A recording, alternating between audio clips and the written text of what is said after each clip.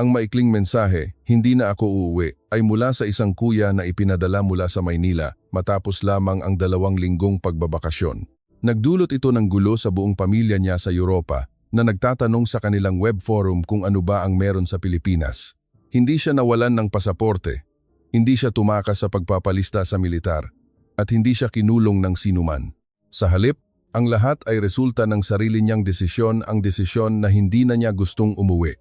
Marami ang nag-iisip na dahil sa magagandang dalampasigan o malalaking mall, ngunit mayroon din nito ang ibang bansa. Kaya bakit ang mga tao mula sa Amerika, Europa, at gitnang silangan ay dumarating sa Maynila, Cebu, Palawan, at unti-unting pinapalitan ang kanilang tiket sa eroplano hanggang sa manatili sila ng mahabang panahon, minsan ay taon. Ang kwentong ito ay magpapakita sa atin kung saan sa ordinaryong pang-araw-araw na buhay ng mga Pilipino matatagpuan ang bagay na nagpaparamdam sa mga dayuhan na ito ang tahanan na matagal na nilang hinahanap. Ang tunog ng busina ay umalingaw-ngaw sa Ayala Avenue, sanhi upang mapapikit si Marie, isang French na turista. Naisip niya na siguradong magbabanggaan ang mga sasakyan, ngunit nang idilat niya ang kanyang mga mata, isang kabaligtaran na tanawin ang nakita niya. Dahan-dahang iniiwasan ng mga tricycle driver ang isa't isa. Ang isang bus ay nagpabagal upang makatawid ang mga tao sa buong kalsada. Tila huminto ang lahat ng buhay sa isang saglit bago tahimik na dumaloy muli. Walang sigawan, walang bumaba para makipagtalo. Mayroon lamang isang mabilis na pagpapalit ng tingin at pagkatapos ay nagpatuloy ang bawat isa sa kanilang lakad. Nanatiling nakatayo si Marie ng mas matagal kaysa sa inaasahan niya, nagtataka. Sanay siya sa nakakabinging busina at mga malaswang salita sa kalye sa Paris, ngunit sa Maynila, ang kaguluhan ay tila nababalutan ng isang kakaibang kalmado. Hindi ito isang tahimik na lungsod, ngunit ito ay isang lungsod kung saan karamihan sa mga tao ay nagsisikap na huwag dagdagan ang pagod ng isa't isa. Kinabukasan, sumakay siya sa LRT sa unang pagkakataon. Maaga pa noon, at sa plataporma, ang lahat ay nakapila ng hindi na kailangang may sumigaw. Ang isang mahinang anunsyo ay lumulutang sa itaas ng ulo. Ang mga estudyanteng may malalaking bag ay nakatayo sa gilid ng pinto upang mauna ang mga matatanda. Nang dumating ang tren, maayos na bumaba ang mga tao, walang nagtutulakan o nagsisiksikan. Tahimik na tiningnan ni Marie ang maliliit na sapatos ng isang estudyante na umusog ng kaunti upang magbigay sa kanya ng dagdag na puwesto at ngumiti ang estudyante sa kanya, tila sinasabing, "Ayos lang po." Sa hapon ding iyon, nakalimutan ni Omar, isang negosyanteng taga-gitnang silangan, ang kanyang backpack sa food court ng isang sikat na mall.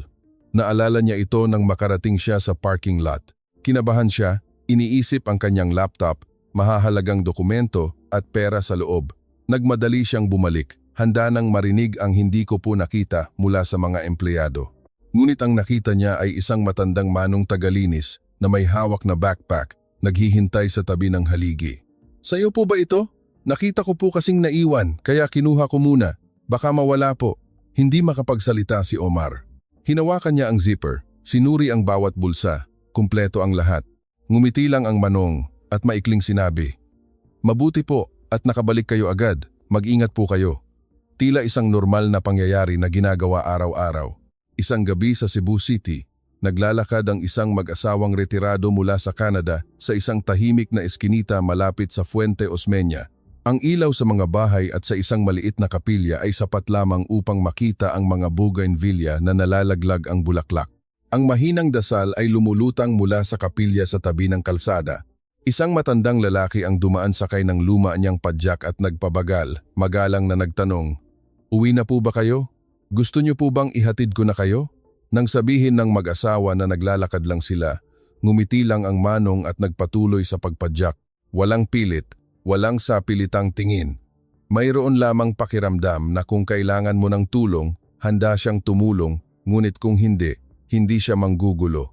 Sa isang mundo kung saan marami ang sanay sa minamadali, hinahabol, at tinitingnan ng may pagdududa, ang makaranas lamang ng simpleng pagtitiwala ay tila isang malalim na paghinga para sa puso.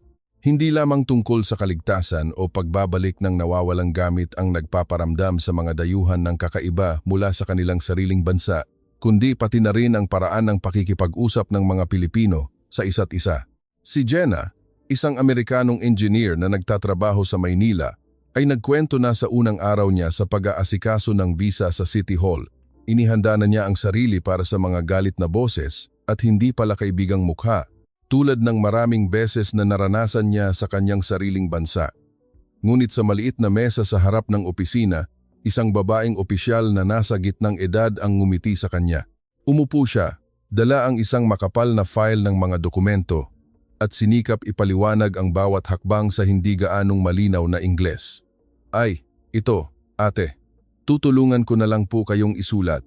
Pirmahan niyo na lang po. Sa tuwing kailangan siyang maghintay, sasabihin ng opisyal, "Pasensya na po, hintayin niyo lang po sandali." Nang hindi pinababayaan si Jenna na magtaka mag-isa.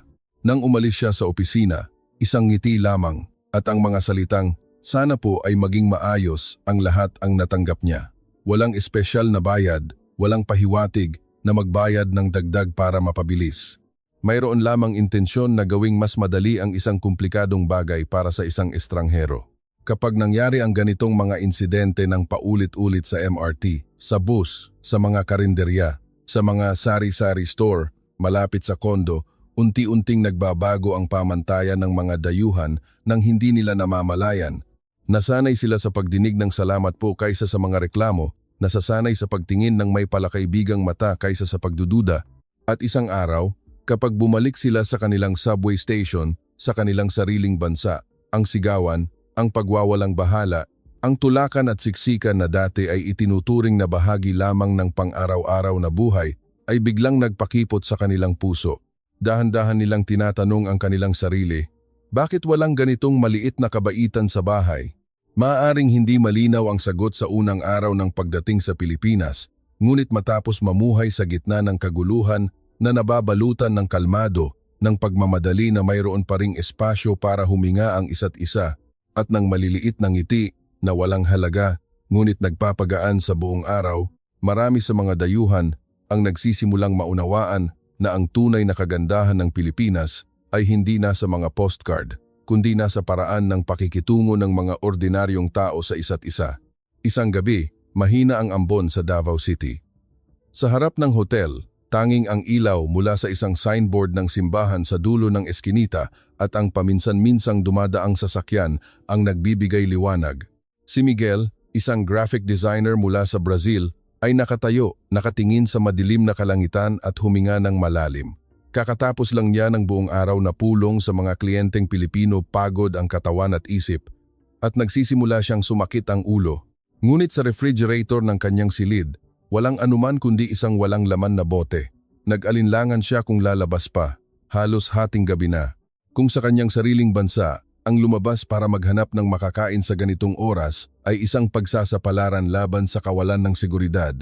Ngunit nang ibuka niya ang kurtina at tumingin muli, nakita niya ang malambot na puting ilaw mula sa isang maliit na signboard sa kanto ng kalye, isang sari-sari store. Ang berdeng bughaw na mga letra ay sumasalamin sa basang kalsada sa kakaibang init. Kinuha ni Miguel ang raincoat ng hotel at nagpasya na lumabas. Mas malamig ang hangin sa gabi kaysa sa inaasahan niya. Ang mahinang kanta ng kuliglig ay narinig mula sa mga halaman sa tabi ng simbahan. Walang tao sa kalye, ngunit hindi ito malungkot. Dumaan siya sa isang bahay na may naka-on pang TV sa mahinang volume.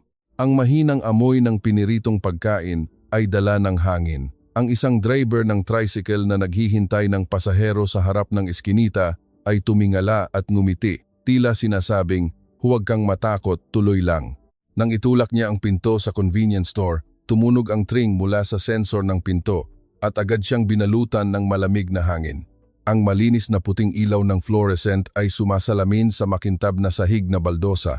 Ang mga istante ay nakahanay sa mga nakabalot na lugaw, adobo, pansit canton, maliliit na sandwich, pritong isda, hotdog at mga makukulay na bag ng merienda.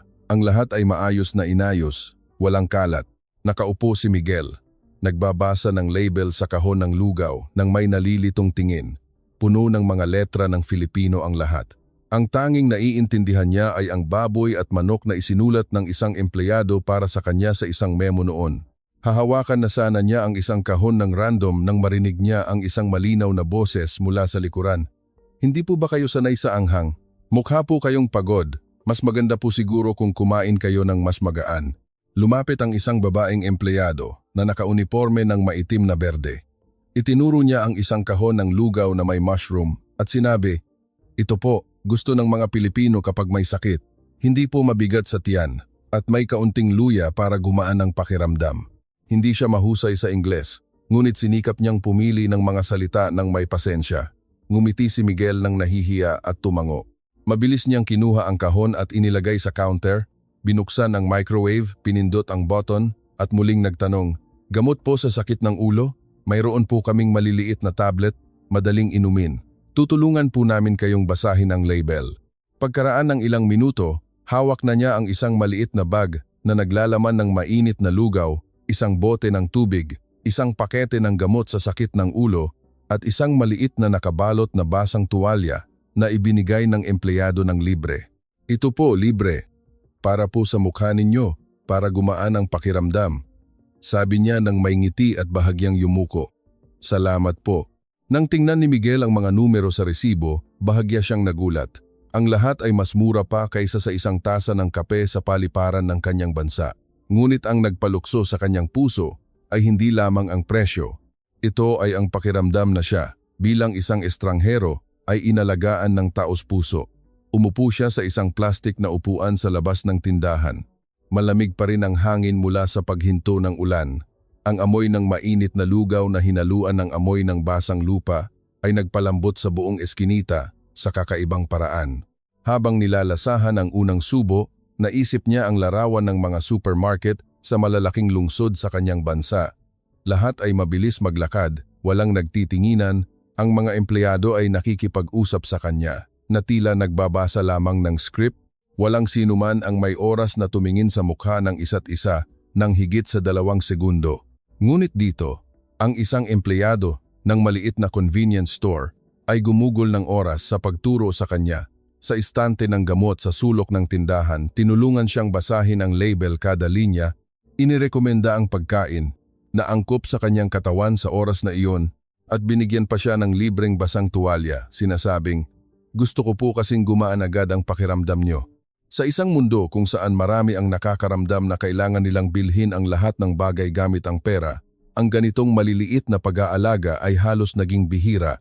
Umupo si Miguel, nakatingin sa berdeng bughaw na ilaw ng signboard ng tindahan na sumasalamin sa basang kalsada, at tahimik na naisip, kung ang isang maliit na tindahan sa isang lungsod na hindi naman ang kabisera ay kayang alagaan ng isang dayuhan ng ganito, ang bansang ito ay siguradong may mas magandang bagay kaysa sa naisip ko. Kinuha niya ang kanyang telepono at binuksan ang nakabook na flight schedule. Ang kanyang daliri ay nag-alinlangan sa button na magpapalit ng petsa ng paglalakbay. Isang bahagi ng kanyang sarili ay nakakaramdam pa rin ng pagkakasala dahil sa pagpapaliban ng mahahalagang appointment sa bahay. Ngunit ang isa pang bahagi ay lalong naging malinaw na minsan, ang manatili sa isang lugar kung saan ang mainit na lugaw sa hating gabi, ang kabaitan mula sa mga estranghero, at ang kaligtasan sa madilim na kalye ay normal na bagay, ay maaaring mas mahalaga kaysa sa pagbabalik sa isang lugar kung saan ang lahat ay maginhawa ngunit ang puso ay laging pagod. Nang gabing iyon, bumalik siya sa kanyang silid na may gamot at lugaw sa kanyang tiyan. Ngunit higit sa lahat, bumalik siya na may bagong tanong sa kanyang puso. Bakit ko kailangang magmadali umuwi kung dito? Nagsisimula na akong makaramdam na ito ang aking tahanan araw-araw. Ang tunog ng anunsyo sa Naya ay umalingaw-ngaw sa itaas ng ulo ng maraming pasahero. Hila-hila ni Miguel ang parehong bagahe na minsan niyang itinulak sa malamig na sahig na baldosa ng convenience store sa Davao. Ngayon, ang gulong ng bagahe ay bumabangga ng magaspang sa mga bitak sa sahig ng paliparan ng kanyang sariling bansa. Ang malakas na amoy ng pabango na hinaluan ng amoy ng piniritong pagkain at ang init ng tao ay nagdulot sa kanya ng bahagyang pagkahilo. Lumakad siya patungo sa exit ng pamilyar, ngunit ang kanyang isip ay puno ng mga larawan ng kabilang panig ng mundo, ang berdeng bughaw na ilaw ng maliit na signboard ng tindahan sa isang maulan na gabi, ang salamat po, at ang amoy ng mainit na lugaw na minsan ay nagpakalma sa kanyang puso. Sa isang saglit, gusto niyang pindutin ang boton na magbabalik ng oras at umupo sa plastik na upuan sa harap ng isang sari-sari store sa Pilipinas kaysa sa lumabas sa paliparan na tinawag niyang bahay sa buong buhay niya. Bumukas ang automatikong pinto. Ang mainit at mahalumigmig na hangin ay sumalubong sa kanya. Ang mga busina ng sasakyan ay umalingaw-ngaw mula sa kalye sa harap. Ang mga driver ng taxi ay sumisigaw, tinatawag ang mga pasahero. Ang sigawan tungkol sa pamasahe ay nakikipag-unahan sa tunog ng musika mula sa mga speaker ng mga tindahan sa gilid ng kalsada. Tumayo roon si Miguel, ang imahe ng tahimik na eskinita malapit sa isang simbahan sa Pilipinas, sa isang maulan na gabi, ay kusang lumabas para sa paghahambing. Hindi niya inakala na ganoon kaingay ang kanyang sariling bansa. Sa unang araw ng pagbabalik sa opisina, nilapitan siya ng mga kasamahan sa trabaho, tinapik ang kanyang balikat. Ang tawanan at tanong tungkol sa kanyang bakasyon ay umalingaw-ngaw. Ngumiti siya bilang paggalang, nagkwento tungkol sa mga dalampasigan ng Palawan, ang mga simbahan sa Cebu, at ang mga palengke sa Maynila. Ngunit hindi niya maipaliwanag ang kanyang tunay, na kaligayahan ito ay ang kaligayahan ng pagdinig ng "Magandang umaga po" mula sa paligid ng kondo tuwing umaga, ang pagkakita sa mga driver ng jeepney na nagpapabagal para makatawid ang mga tao nang hindi na kailangan ng pulis na magsenyas. Sa lunch break, naglakad siya patungo sa supermarket malapit sa kumpanya para maghanap ng madaling kainin. Mabilis na nag-scan ng mga item ang cashier sa counter nang hindi man lang siya tinitingnan. Ang sumunod na salita ay isinigaw ng maikli sa susunod na customer na umusog.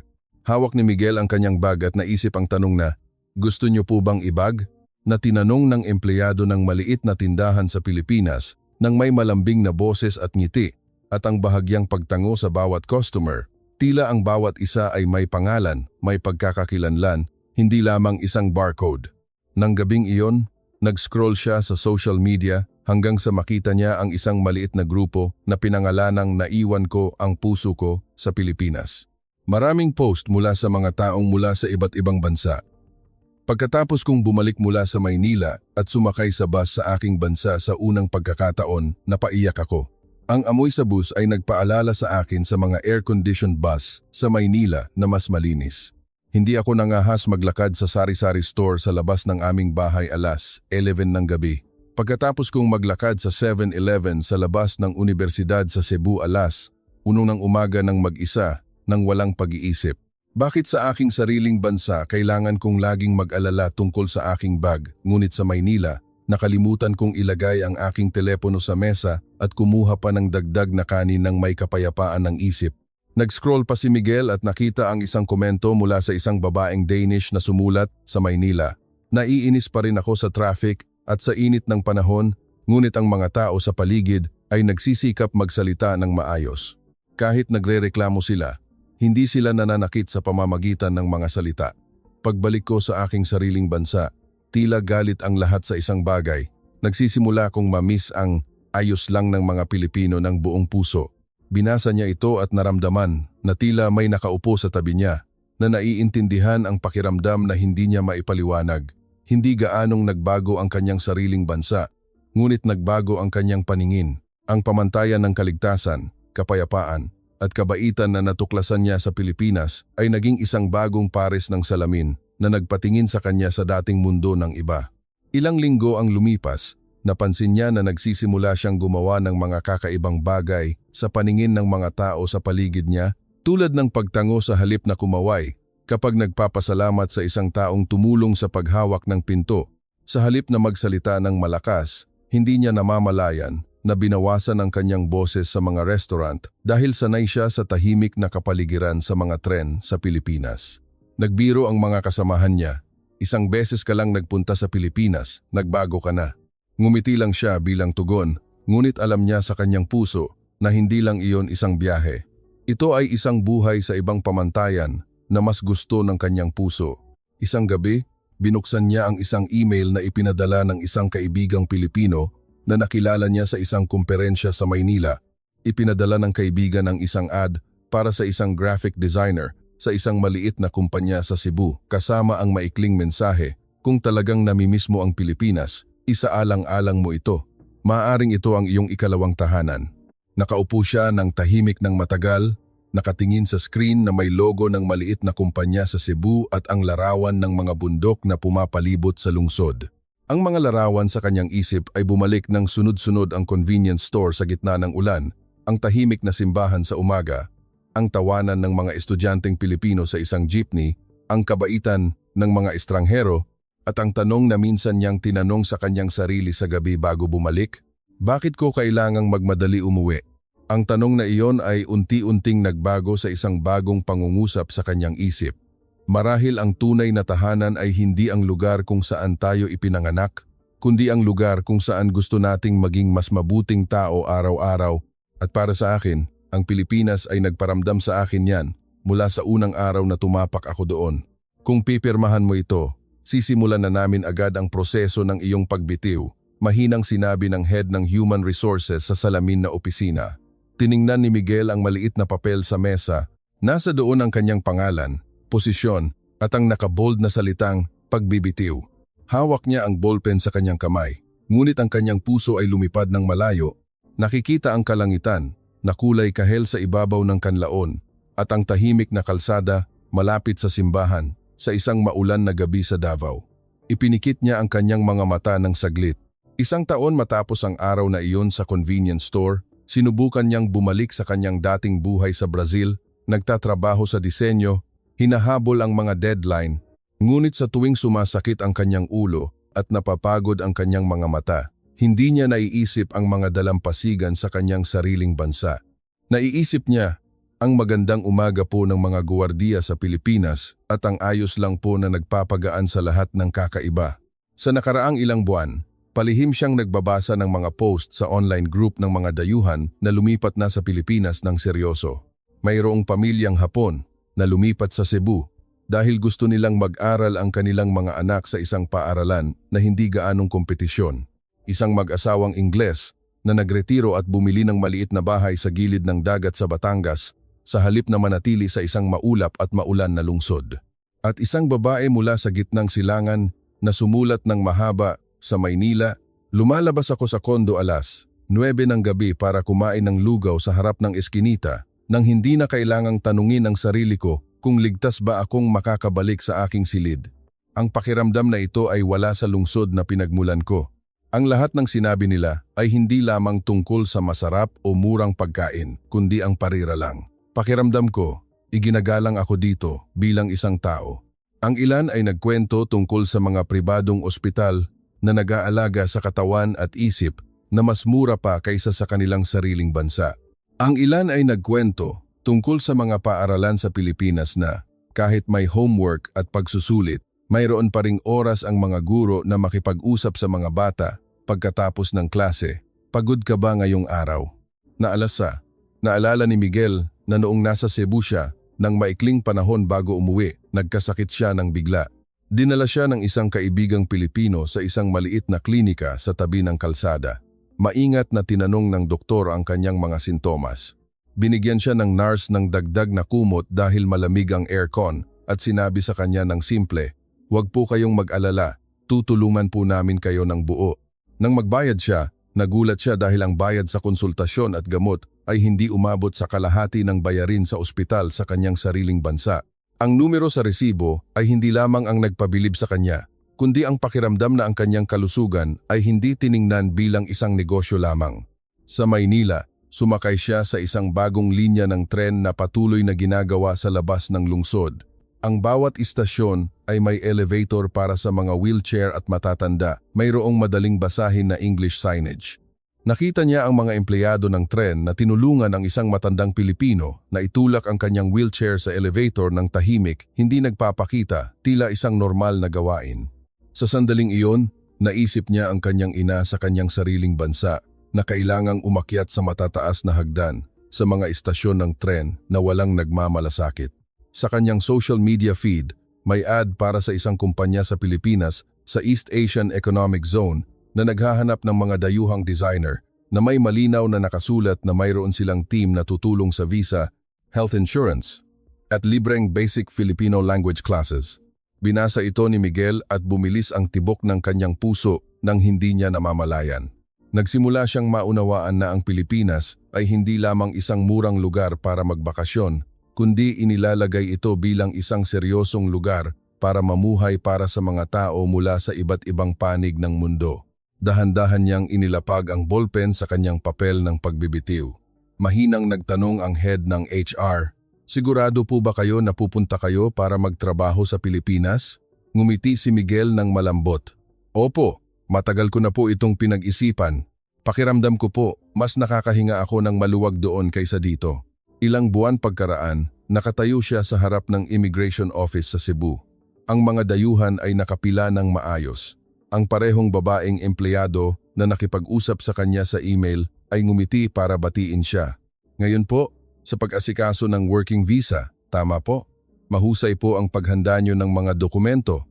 Tutulungan ko po kayo. Sa likod niya, mayroong isang pamilyang French na may 2 maliliit na anak na nag-aasikaso ng extension ng kanilang stay. Sinabi ng mga magulang na pinili nila ang Cebu dahil gusto nilang makatakbo ang kanilang mga anak sa mga parke, makakita ng mga simbahan, palengke, at ngiti ng mga ordinaryong tao sa halip na nakaupo lang sa harap ng screen ng laro sa isang masikip na apartment sa isang European city kung saan mataas ang halaga ng pamumuhay. Sa isa pang sulok ng silid, mayroong isang lalaki na nasa gitnang edad mula sa South Korea na may hawak na file ng mga dokumento ng isang pabrika sa Pilipinas kung saan siya nagsimulang magtrabaho. Sinabi niya sa kanyang asawa, "Maaaring may ilang problema dito, ngunit nakakalabas tayo ng bahay sa gabi at nakakaramdam kami ng mas ligtas kaysa sa Seoul." Sulit na iyon. Tumingin si Miguel sa paligid ng maliit na silid at naramdaman niya na siya ay isang bahagi lamang ng isang maliit na alon na unti-unting lumalaki. Ang mga taong ito ay hindi tumatakas mula sa kahirapan, ngunit pinipiling lumipat sa isang lugar kung saan ang pagod ay hindi sumisira sa kanilang pagkatao. Nang ibigay ng opisyal sa kanya ang pasaporte na may selyo ng Philippine Working Visa, kasama ang isang ngiti at ang mga salitang maligayang pagbabalik sa tahanan, naramdaman agad ni Miguel na nagbago ang kahulugan ng salitang tahanan na dati niyang naiintindihan. Hindi ito pagtanggi sa kanyang sariling bansa, kundi isang tahimik na pagtanggap na sa mundong ito. Mayroon pang ibang lugar na nagpapagising sa kanya tuwing umaga na gusto niyang maging mas mabuting tao araw-araw. At para sa kanya, ang lugar na iyon ay may simpleng pangalan, Pilipinas. Sa unang Lunes ng umaga bilang isang salaried employee sa Cebu, sumakay si Miguel sa isang maliit na inupahang motorsiklo sa kalsada na may mga puno ng mangga na nakahanay sa magkabilang panig. Ang malamig na hangin mula sa ilog Pasig ay humahaplos sa kanyang pisngi. Ang amoy ng inihaw na kape mula sa isang maliit na cafe sa eskinita ay humalo sa amoy ng insenso mula sa isang altar ng Santo Niño sa harap ng kumpanya. Ipinarking niya ang motorsiklo, inalis ang helmet at tiningnan ang maliit na signboard ng kumpanya na kakatapos lamang niyang pirmahan ang kontrata bilang isang full-time na empleyado 1 linggo na ang nakakaraan. Ngayon ay hindi araw ng pamamasyal. Ngayon ang araw na sisimulan niyang mamuhay ng totoo sa lupang Pilipino.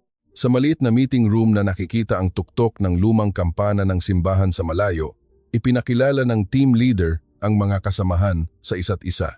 May mga Pilipino, Koreano at isang lalaking Hapon na nasa huling bahagi ng 40s na ngumiti sa kanya. "Ako po si Aki. Galing sa Osaka. 8 taon na po ako sa Pilipinas." Pagkatapos ng pulong, umupo sila at kumain ng kinilaw sa isang restaurant sa tabi ng kumpanya. Kinuwento ni Aki na dati siyang empleyado ng isang malaking kumpanya sa Japan, nagtatrabaho hanggang gabi araw-araw, walang oras kahit para kumain kasama ang kanyang pamilya. "Noon nagbakasyon po ako sa Visayas, sa Iloilo. Gusto ko lang po sanang makita ang buhay sa probinsya." Mahina siyang tumawa. "Pero ang nakita ko ay ang mga maliliit na estudyante na manupo tuwing umaga. Iniimbitahan akong kumain ng pandesal sa harap ng bakod ng paaralan. Ang isang lola sa kapitbahay ay nagbahagi ng buong suha, sinasabing, 'Kainin niyo po,' kahit hindi pa po ako nakakapagsalita ng Filipino." Lumipat si Aki at naging Japanese language teacher sa isang high school sa Visayas sa loob ng ilang taon bago lumipat sa pagitan ng Iloilo at Cebu. Sinabi niya na sa Japan, ang lahat ay sistematiko at maayos, ngunit ang kanyang puso ay nakaramdam ng kalungkutan. Samantalang sa maliliit na baryo sa Pilipinas, ang kalsada ay maaaring hindi maayos, ngunit ang puso ng mga tao ay simple at mainit. "Hindi po ako nananatili dahil perpekto ang Pilipinas." Tiningnan niya ang mangkok ng kinilaw na may kalahating sabaw pa. "Kundi dahil dito, pakiramdam ko, anuman ang edad ko, mahalaga pa rin ako sa komunidad, nakakapagturo pa rin ako, nakakatulong pa rin ako sa ibang tao." Minsan sa gabi, bumabalik pa rin siya sa dati niyang baryo sa Iloilo. umuupo at kumakain ng halo-halo sa tabi ng kalsada kasama ang mga batang minsan niyang tinuruan. Nang tanungin kung ano ang gusto nilang maging sa hinaharap, sumagot ang isang bata, "Gusto ko pong maging guro tulad ni Sir Aki. Gusto ko pong maramdaman ng mga dayuhan na nakatira dito sa Pilipinas na ito ang kanilang tahanan tulad ng nararamdaman mo." Ang tanawin na iyon ay nagpatahimik kay Miguel ng sandali.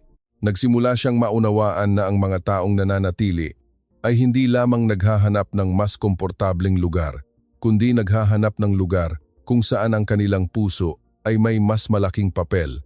Hindi kalayuan sa opisina ni Miguel, abala ang Universidad ng Cebu sa mga estudyante mula sa iba't ibang bansa. Naglalakad si Leila, isang Muslim na babae mula sa gitnang silangan, palabas ng kanyang intermediate Filipino language class. Ang kanyang malambot na hijab ay kumakaway sa hangin. Kinwento niya na noong una, labis na nag-aalala ang kanyang pamilya na siya ay mag-aral sa ibang bansa ng mag-isa.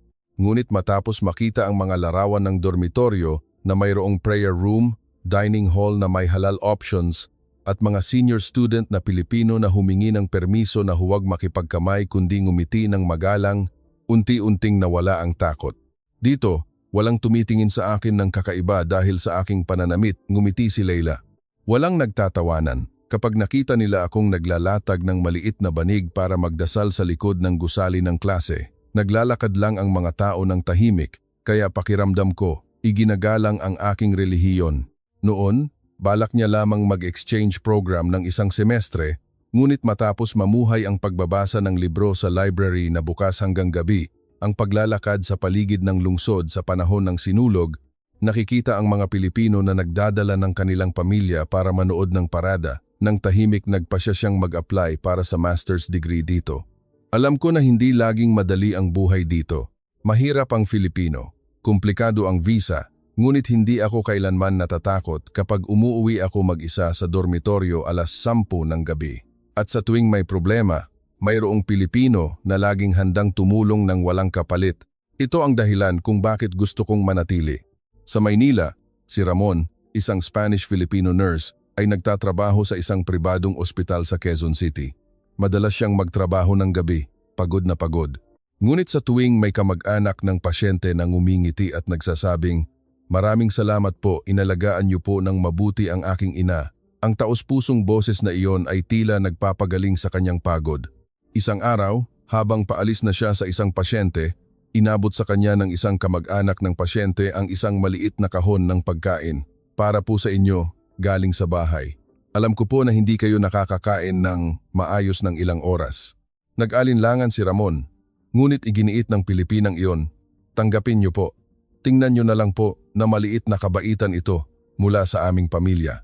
Sinabi ni Ramon na sa Spain, nakatanggap din siya ng pasasalamat mula sa mga pasyente, ngunit sa Pilipinas, naramdaman niya na ang salitang salamat ay ipinadala kasama ng tingin at kilos na nagpakumbinsi sa kanya na ginagawa niya ang isang makabuluhang trabaho. Kaya nagpasya siyang mag-asikaso ng papeles para makapunta ang kanyang asawa at 2 anak para manirahan kasama niya sa Maynila. Siyempre, lahat ay mayroong sariling laban ang Filipino na kailangang sanayin araw-araw. Ang alpabeto na hindi katulad ng anumang wika sa mundo, ang proseso ng bisa na nangangailangan ng maraming dokumento, ang homesickness sa panahon ng mga festival kung saan gusto nilang yakapin ang kanilang mga magulang ngunit hindi nila magawa.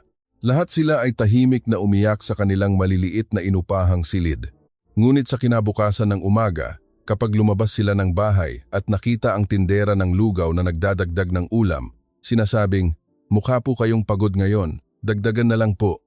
Nakikita ang mga estudyante na nagmamano sa simbahan, nakikita ang mga matatanda na sumasakay sa bus at mayroong nagbibigay ng upuan ng hindi na kailangang sabihin.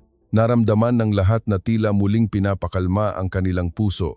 Si Miguel, Aki, Leila, Ramon, at hindi mabilang na iba pa ay ang mga taong nananatili na hindi tinitingnan ang Pilipinas bilang isang backdrop lamang para sa isang biyahe, kundi nakikita ito bilang isang espasyo para sa kanila, na subukan ang isang mas mahusay na bersyon ng kanilang sarili sa tuwing sila ay nagbibigay, tumatanggap, at nababalutan ng maliliit na kabaitan sa pang-araw-araw na buhay.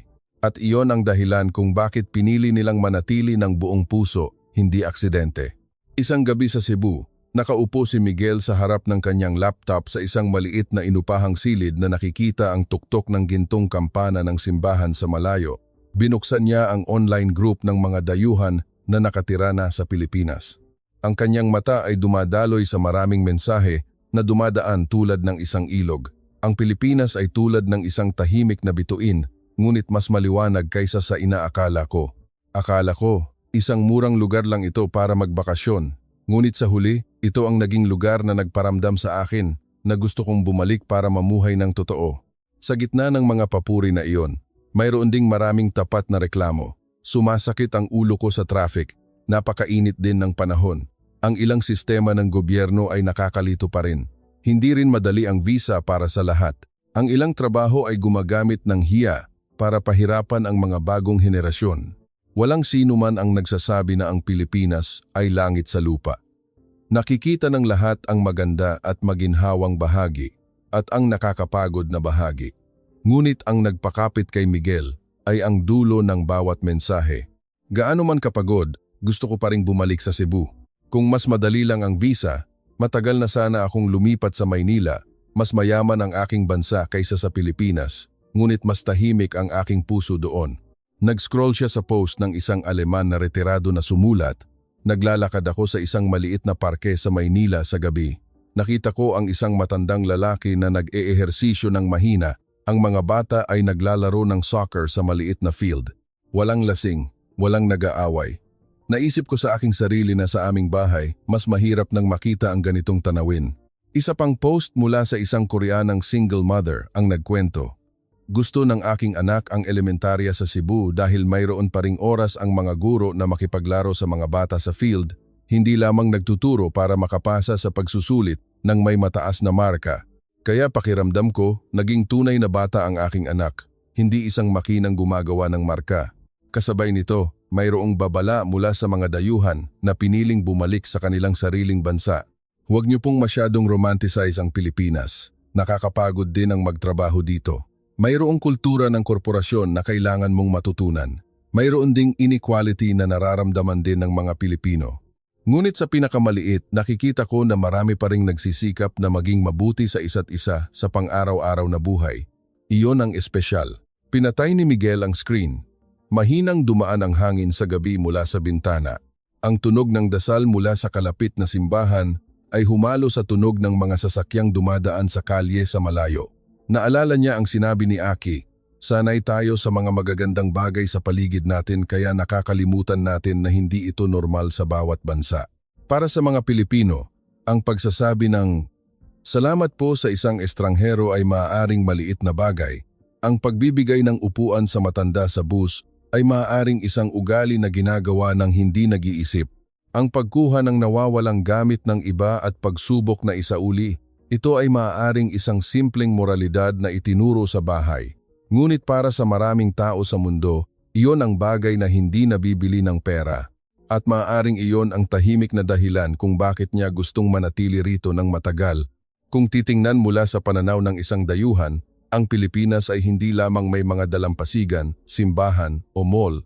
Mayroon din itong hindi nakikitang istruktura ng kabaitan, paggalang, kaligtasan sa gabi at ang paniniwala na ang mga tao ay dapat laging magpakita ng kabaitan sa isa't isa kahit na walang batas na nagtatakda nito sa bawat bagay. Siyempre, marami pa ring hamon na kailangang harapin ng Pilipinas tulad ng polusyon, traffic, edukasyon na kailangang umangkop sa labas ng mundo. Hindi rin binabalewala ng labas ng mundo ang mga problemang ito. Ngunit sa gitna ng lahat ng mga pagkukulang, nakikita pa rin ng mundo ang isang kislap na ayaw nitong mawala sa lupaing ito. Ang kislap na iyon ay maaaring nasa ulam ng lugaw na dinagdagan ng libre ng tindera dahil mukha po kayong pagod ngayon. Nasa maliliit na kamay ng mga estudyante na nagsisikap ng ngumiti sa mga dayuhan ng may nalilitong tono. "Kumusta po?" Nasa guwardiya na ngumingiti sa mga pumapasok at lumalabas ng kondo araw-araw hanggang sa naging pamilyar na tanawin ito para sa mga dayuhan na umuupa ng silid. Para sa mga Pilipino, ito ay pang-araw-araw na buhay. Ngunit para sa isang tao mula sa kabilang panig ng mundo, iyon ang dahilan kung bakit ayaw na niyang bumalik sa kanyang dating tahanan. Isang gabi, dumaan si Miguel sa isang maliit na tulay sa ibabaw ng ilog sa Cebu. Huminto siya, Tiningnan ang anino ng ilaw ng kalye na sumasalamin sa ibabaw ng tubig at naisip kung ang mundo ay naghahanap ng silungan para sa puso, ang bansang ito ay maaaring isa sa iilan na mayroon pa ring tahimik na bubong para magpahinga. At marahil para sa mga Pilipino mismo, ang malaman na ang ating ordinaryong buhay ay naging isang himala sa paningin ng iba, ay maaaring magpaalala sa atin na tingnan ang bawat umaga na gigisingin natin, ang bawat salamat, ang bawat maliit na ngiti sa araw na may pagmamalaki at layuning panatilihin ito ng pinakamatagal, hindi lamang para sa mga dayuhan, kundi para sa isa't isa sa iisang lupain na ito. Isang gabi sa tabing ilog ng Pasig, nakasandal si Miguel sa railings ng tulay, nakatingin sa mga bangka na dahan-dahang dumadaan sa ilalim ng mahinang sikat ng araw sa huling bahagi ng araw. 2 batang Pilipino ang nagbibisikleta sa harap niya, nagtatawanan. Ang tindera ng sorbetes ay sumisigaw ng "Salamat po" sa huling customer bago isara ang kanyang tindahan. Dahan-dahang bumalik sa simbahan ang pari matapos mangalap ng limos. Ang lahat ng ito ay ordinaryong tanawin na pamilyar sa mga taga Cebu, ngunit para sa kanya, ito ang sagot sa tanong na matagal na niyang hinahanap: bakit ayaw na ng mga dayuhan na bumalik sa kanilang sariling bansa? Kung titingnan pabalik mula sa unang araw, na tumapak siya sa maliit na convenience store sa gitna ng ulan, hanggang sa araw na natanggap niya ang kanyang Philippine Working Visa, hanggang sa mga kwento ni na Aki, Leila, Ramon, at libo-libo pang iba, na piniling manatili, maaari nating simple lang na tapusin. Ang Pilipinas ay hindi perpekto, ngunit patuloy nitong pinapanatili ang pagiging tao sa pang-araw-araw na buhay ng may katigasan ng ulo.